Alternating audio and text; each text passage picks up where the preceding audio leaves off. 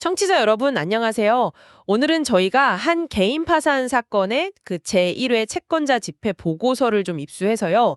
이걸 통해 파산 절차의 현실을 아주 깊숙이 들여다보려고 합니다. 네, 안녕하세요. 근데 이 보고서에 좀 흥미로운 지점이 있더라고요. 어떤 점이요? 파산 관제인이 법적으로는 이 절차 그냥 끝내야 한다. 이렇게 보면서도 동시에 이걸 계속 진행해야 한다. 이렇게 요청을 했다는 거예요. 네, 맞아요. 그게 좀 특이한 부분이죠. 네, 그래서 이 상반된 요청 뒤에 어떤 의미가 있는지, 그리고 이제 실제 사례인데 저희가 익명으로 처리했습니다만 이걸 바탕으로 핵심 내용을 좀 파헤쳐 보겠습니다. 좋습니다. 이 보고서가 사실 법원에 내는 공식 문서잖아요.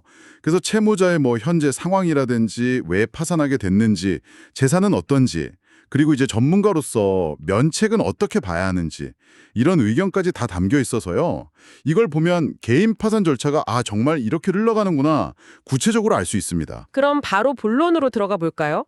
보고서를 보니까 채무자분은 68세 여성이시고 결혼하셨고 성인 자녀 두 분이 있으시네요. 네, 그리고 배우자분께서는 장애가 있으셔서 경제활동이 좀 어려우신 상황이고요. 주거 이력을 보니까 최근 몇 년 동안은 자녀분들 임차주택에서, 그러니까 보증금 없이 그냥 무상으로 거주하셨더라고요. 이런 걸 보면 좀 주거 상황이 불안정했구나 짐작할 수 있겠어요. 네, 그렇죠. 아무래도 경제적으로 좀 어려움이 있었다는 걸 보여주는 대목이죠.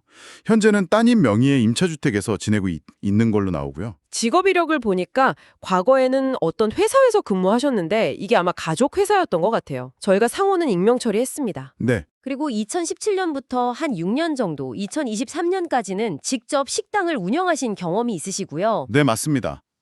그리고 바로 이 식당 운영이 어떻게 보면 이번 파산의 가장 직접적인 원인이 된 것으로 분석됩니다.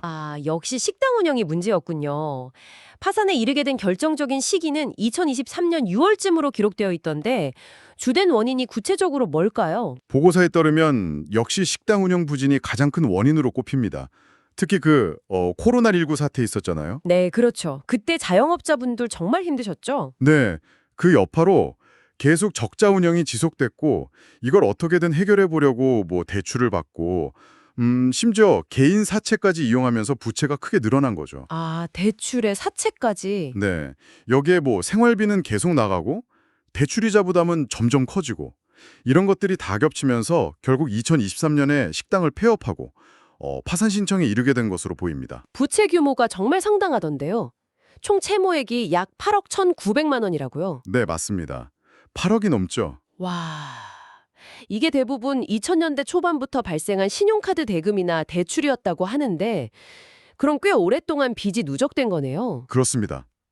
진술에 따르면 주로 이제 생활비로 쓰거나 아니면 기존 채무를 돌려먹는 데 사용되었다고 해요. 8억 원이 넘는 빚이라니 정말 그동안 얼마나 힘드셨을지 상상이 잘 안 가네요.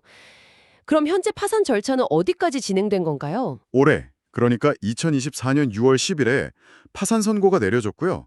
그리고 이제 곧 8월 7일에 제1회 채권자 집회 기일이 예정되어 있는 상황입니다. 채권자 집회요? 네.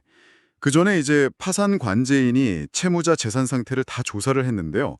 현재 채무자 본인 명의로 된 재산은 보험 해약하면 받을 수 있는 환급금 약 38만 원 정도가 전부인 것으로 파악됐습니다. 38만 원이요? 네. 근데 이 금액은 법적으로 압류가 금지된 재산 범위 안에 들어가거든요.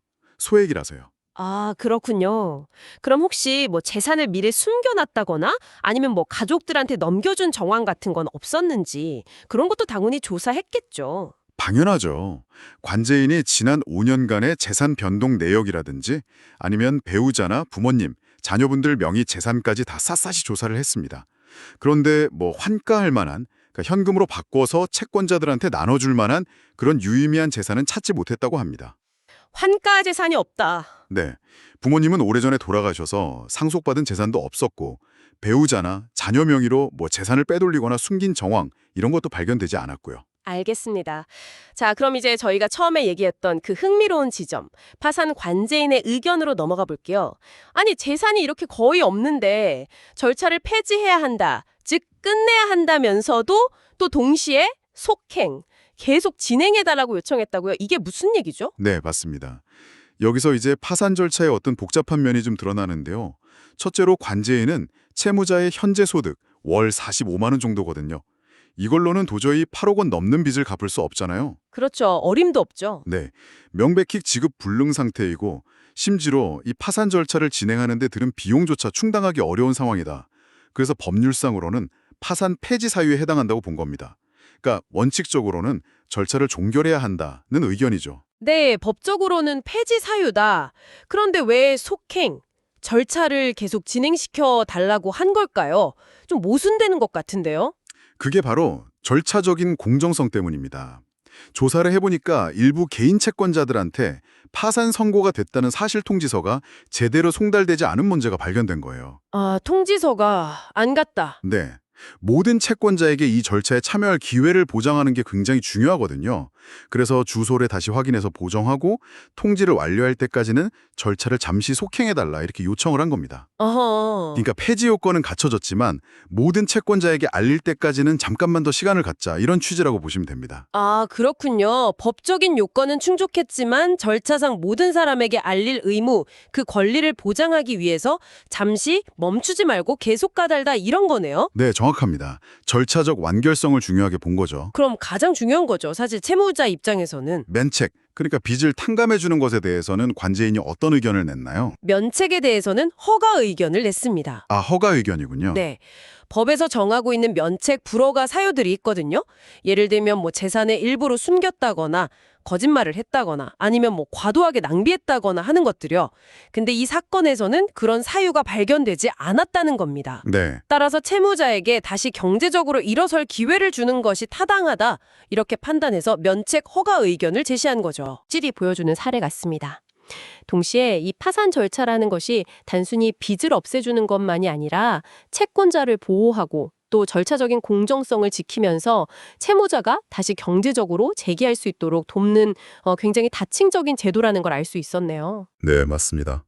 특히 그 파산 관제인이 재산이 부족하니까 파산 폐지를 해야 한다는 의견하고 또 절차적인 완결성을 위해서 속행 신청을 하고 그리고 또 채무자 회생을 위해서는 면책 허가 의견을 내고 이 세 가지 의견이 함께 제시된 점이 인상적인데요. 이게 파산 제도가 단순히 법조항을 기계적으로 적용하는 걸 넘어서 그 구체적인 상황이랑 제도의 취지를 종합적으로 고려해서 운용된다는 걸 잘 보여주는 것 같습니다. 그러게요. 참 복잡하면서도 필요한 제도라는 생각이 드네요. 청취자 여러분께서는 개인 파산이나 면책 제도가 우리 사회에서 어떤 의미를 갖는다고 생각하시는지요?